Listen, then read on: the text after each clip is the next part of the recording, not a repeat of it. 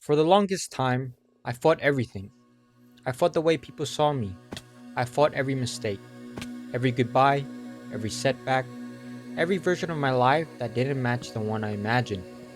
I thought that's what strength looked like, holding on, controlling everything, refusing to let life unfold without my permission. But the harder I tried to control it, the more exhausted I became. Some things simply refused to stay. People left, plans fell apart, opportunities disappear. No amount of overthinking changes what had already happened.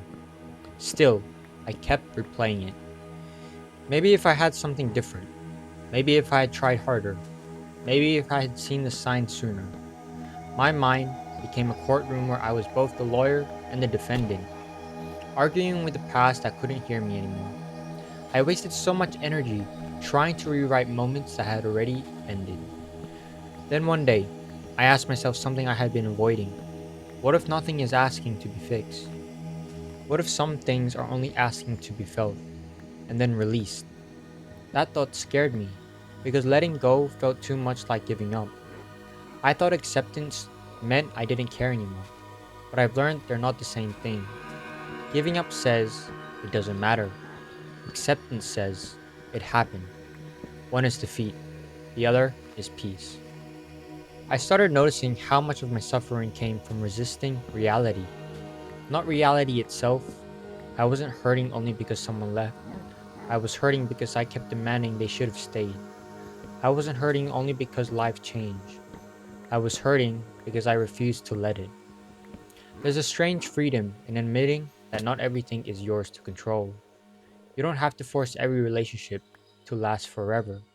You don't have to chase every person who walks away. You don't have to understand why everything happened before you're allowed to move on. Some questions never get answered. Some chapters end without a proper goodbye. Some dreams quietly become memories. And maybe that's okay. I used to think peace came from getting everything I wanted.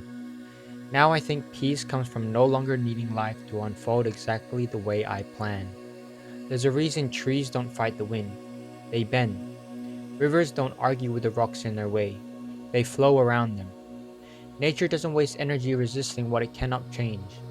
Somehow, we do. We grip so tightly to people who are already gone, to versions of ourselves we've already outgrown, to futures that were never promised. Then we wonder why we're tired. Maybe we're tired because we're carrying the things of life that is asking us to put down. I still care. I still hope. I still dream. But I don't chase life the way I used to. If something is meant to stay, I'll meet it with open hands. If something is meant to leave, I'll let it. Not because it doesn't hurt, but because I've learned that fighting reality has never changed it. It only changed me.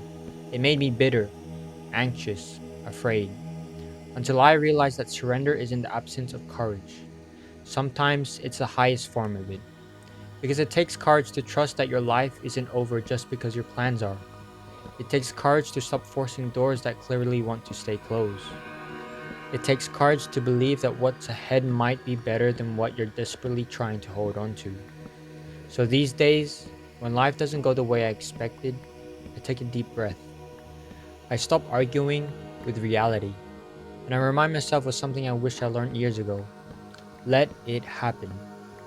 Not because everything happens for a reason, not because every ending is beautiful, but because some of the best parts of your life can only arrive after you stop resisting the ones that were never meant to stay.